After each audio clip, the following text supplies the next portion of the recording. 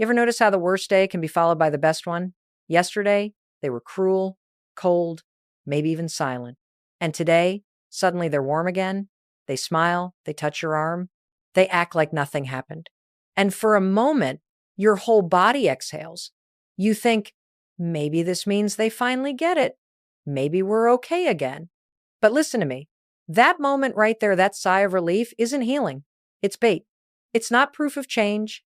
It's the reset of the same cycle that's been breaking you for months, maybe years. Those good days are not apologies. They're anesthetic. They don't repair the wound. They just numb the pain long enough for you to forget it exists.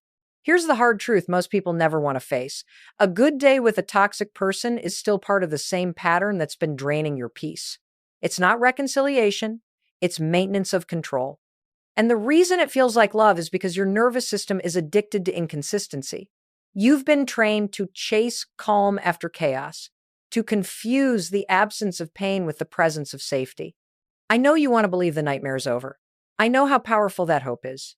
You replay every tender word, every moment of kindness, every small gesture, thinking maybe this time it's different.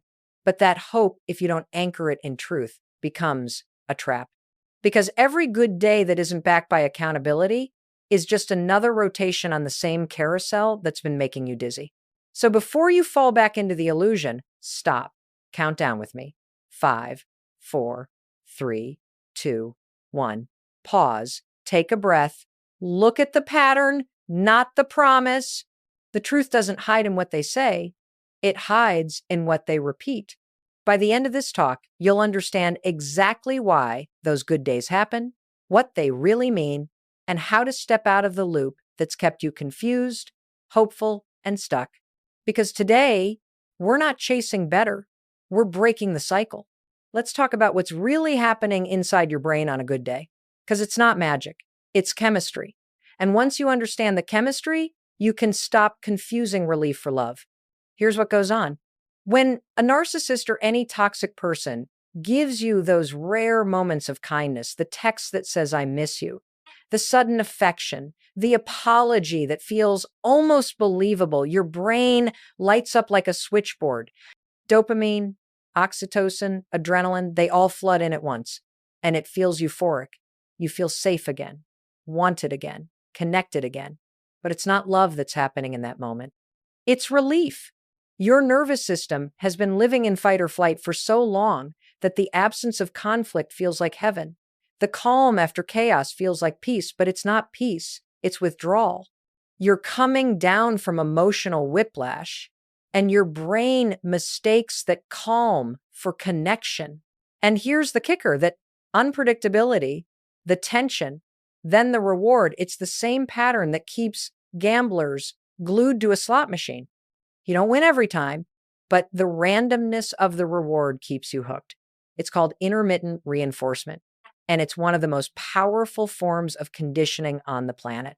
This is why you can know someone is wrong for you. You can list every red flag, every betrayal, and still, the second they say something kind, your whole body betrays you. Your heart skips.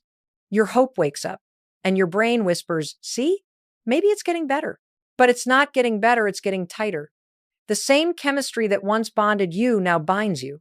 You're not addicted to the person. You're addicted to the pattern, the chase, the tension, the temporary calm. Think about it. The body you live in doesn't know how to feel safe in silence anymore. You've been trained to expect pain, then chase the apology that follows it. That's why when you finally get a good day, your entire being exhales like it's home again. But what you're really feeling is the temporary high that comes right before the next low. I want you to hear me clearly. This is not weakness. This is wiring. This is your brain's survival mechanism doing its job, trying to keep you close to what it thinks brings safety. But survival isn't the same as peace.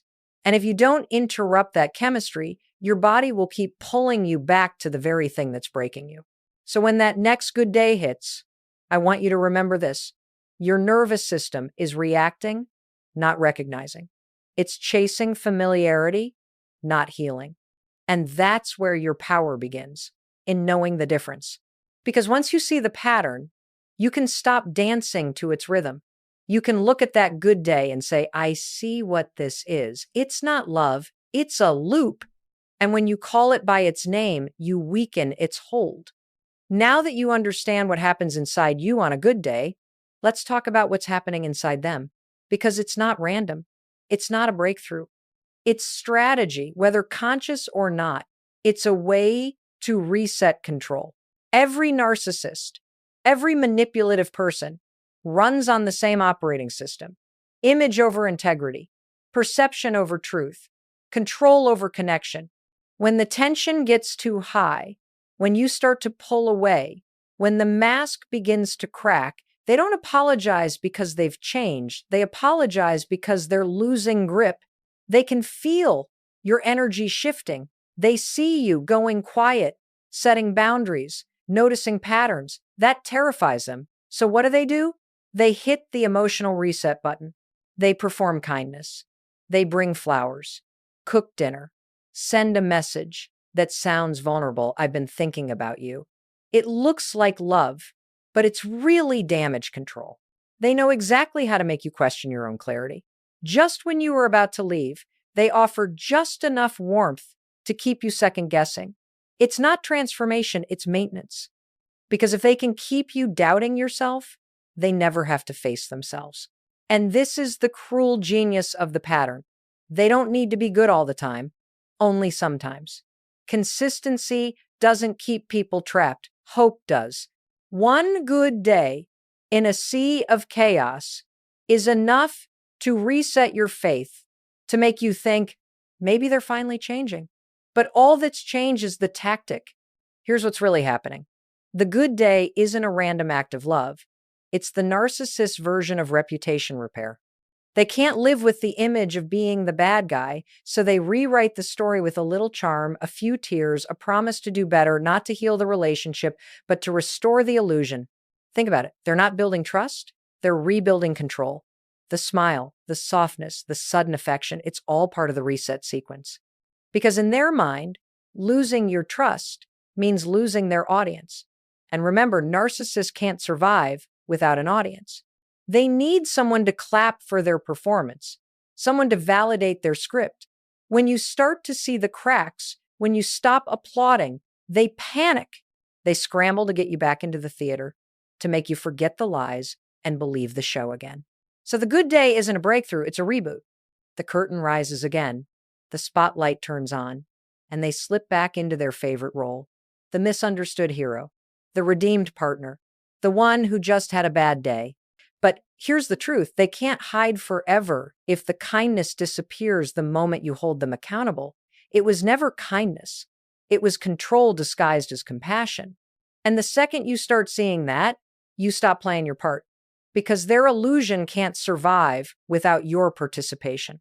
So the next time the charm returns, the warmth comes back, the words sound just right. I want you to pause and ask yourself, is this healing or is this management? Because one restores peace, the other restores their power. And knowing that difference, that's the beginning of freedom. You know what makes this cycle so brutal? It's not just what they do, it's what it does to you. It's the way it erodes your confidence. One, maybe I'm overreacting at a time. Let's be honest.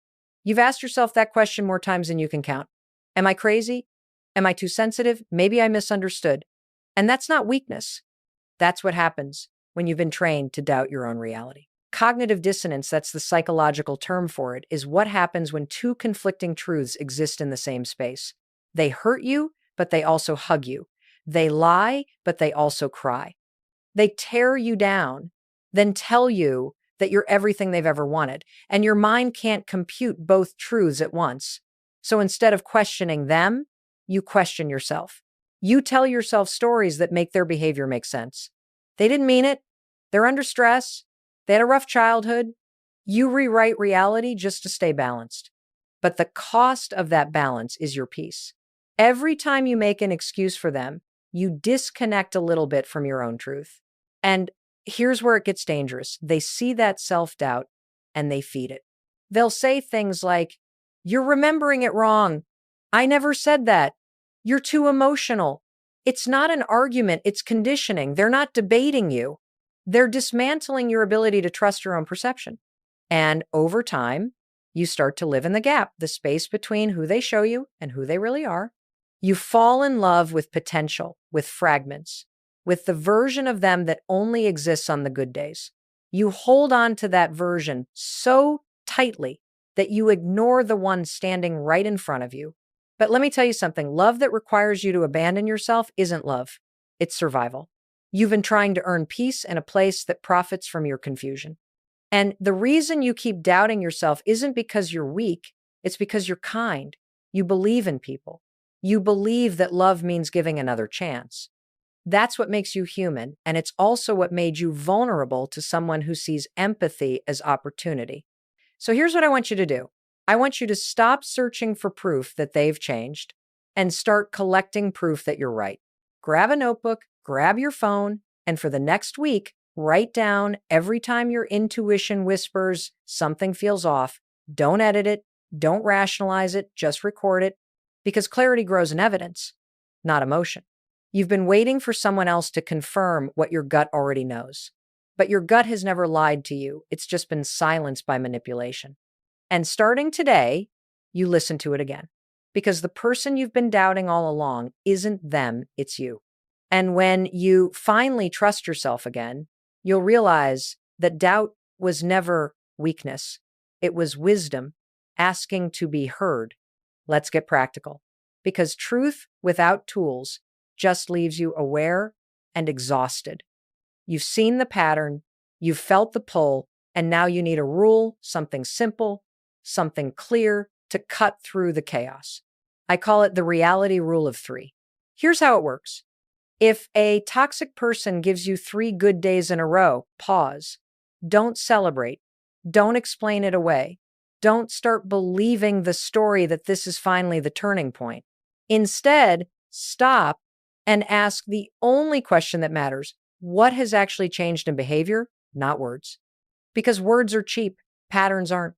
3 days of calm don't equal growth, they equal the reset phase. 3 days of kindness don't mean transformation, they mean tension, relief. And if every good stretch ends right back where it started, you're not in healing, you're in a holding pattern. You can't measure change by emotion. You measure it by consistency. Anyone can apologize once. Anyone can act right for a week. But if there's no accountability, no ownership, no shift in how conflict is handled, then nothing's changed. The scenery's just been rearranged. Here's where you use the 5-second rule. You know it. Count down with me. 5, 4, 3, 2, 1. Pause before you respond to that text. Before you get pulled into that hopeful conversation. Before you tell yourself, maybe this time is different. That 5-second window interrupts the automatic pull of your emotions and puts you back in control of your decisions. It's not magic. It's neuroscience. It gives your prefrontal cortex, the rational part of your brain, time to re-enter the conversation before your heart makes another contract it can't afford. So when you catch yourself smiling after that sweet message or replaying that kind moment, take that breath and run the test. Is this new behavior or recycled performance? Has there been accountability or just affection? Is this consistency or coincidence? And here's the truth most people don't want to face. When someone truly changes, you don't have to look for it. It shows up unannounced. It shows up in quiet moments, in different reactions, in sustained honesty. Change doesn't perform, it proves. You deserve more than temporary peace. You deserve safety that lasts longer than a weekend. You deserve love that doesn't make you take notes to prove it's real. So from now on, whenever your heart starts to whisper, maybe this time is different, let your mind answer with this, maybe. But let's see what happens 3 times in a row. Because when you live by the reality rule of 3, you stop being ruled by fantasy. You move from confusion to clarity, from reaction to response, from being managed to being free. Let's map this thing out so you can see it for what it really is, a loop, not a love story. Because once you see the pattern, you can stop mistaking the loop for progress. Every toxic dynamic, especially when narcissism is involved, runs through the same sequence. I call it the cycle map. It starts with stage 1, the idealization phase. This is the stage that hooks you. You feel seen, adored, chosen. They say all the right words, mirror your dreams, study your triggers, memorize your hopes. You think you've finally found peace, but what's actually happening is that you've just been cast in a role, the admirer, the savior, the mirror that reflects their greatness back to them. And while you're falling in love, they're taking notes. Then comes stage 2, the tension build. Little cracks start to show. Maybe they criticize you in passing. Maybe they withdraw affection. You feel it. The air gets heavier, but you can't name it. Your body senses danger even while your heart makes excuses. You tell yourself, they're just tired. It's been a hard week. But this is where the storm starts forming. Then, stage 3, the explosion, the argument, the silent treatment, the outburst, the cold indifference. This is the phase that breaks your confidence. The punishment doesn't always look loud. Sometimes it's just absence, the withholding of warmth. But the message is clear. You disappointed me. You're losing me. And you scramble to fix it. You apologize just to stop the pain. That apology, that chase, ushers in stage 4. The reset, the good day. Suddenly, the weather changes. The tension disappears. They smile again. They act affectionate. They may even apologize. You breathe. Your shoulders drop. You tell yourself, we made it through. But you didn't make it through. You just returned to the beginning of the loop. And then comes stage 5, the forgetting. This is where the danger hides. The kindness convinces you that maybe you imagined the bad days. You start minimizing what happened. You call it a rough patch. And before you know it, you're right back in the idealization phase, believing in the story that hurt you the last time. That's the map. Idealize, tension, explosion, reset, forget. It's not a circle of healing, it's a carousel of chaos. And it spins until someone decides to get off. Here's the hard truth. They're not going to stop the ride because the ride gives them control. The only way it ends is when you stop buying a ticket. And when you finally step off that loop, you'll feel dizzy at first. You'll question if you did the right thing because chaos feels like movement and calm feels like emptiness. But that's just withdrawal from dysfunction. Once your nervous system stabilizes, peace stops feeling boring and starts feeling like home. So if you're listening to this and realizing you've been living inside this loop, don't shame yourself. Awareness is the first step off the carousel because you can't break what you don't see. And now you see it. You've seen the cycle. You've named it.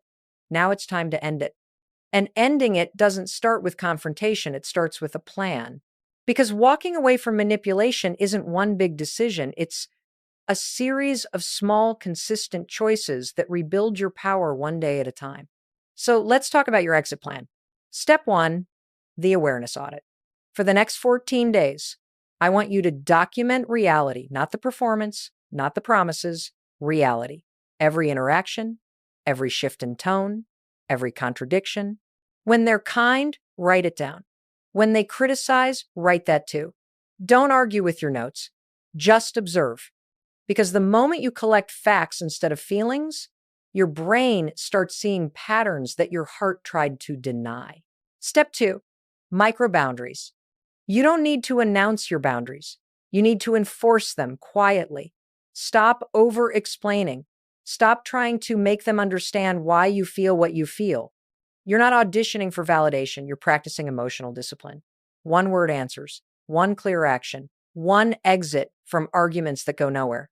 It might feel cold at first, but it's not cruelty, it's clarity. Step 3, the 5-second cutoff. When they text, when they bait, when they say something that sounds like hope, but smells like history. Stop. Count down. 5, 4, 3, 2, 1. Don't respond from emotion. Respond from intention. That 5-second window is the line between being pulled back into the story and walking out of it. Step 4, the accountability ally. You need one person who knows the truth, someone who doesn't get hypnotized by their charm, someone you can text when you're tempted to re-engage. because recovery from manipulation is like detox. Your body craves the familiarity, even when it knows it's poison.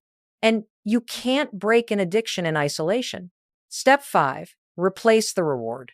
Every time you resist reaching out, your brain loses its dopamine hit. That's why silence feels so uncomfortable. It's withdrawal. So replace the reward. Start tracking progress instead of pain. Make a chart. Every day you don't respond, check a box. At the end of 7 days, you'll look at that paper and realize something powerful. You can trust yourself again. And here's what I know. The moment you begin honoring your own boundaries, the narcissist will sense it.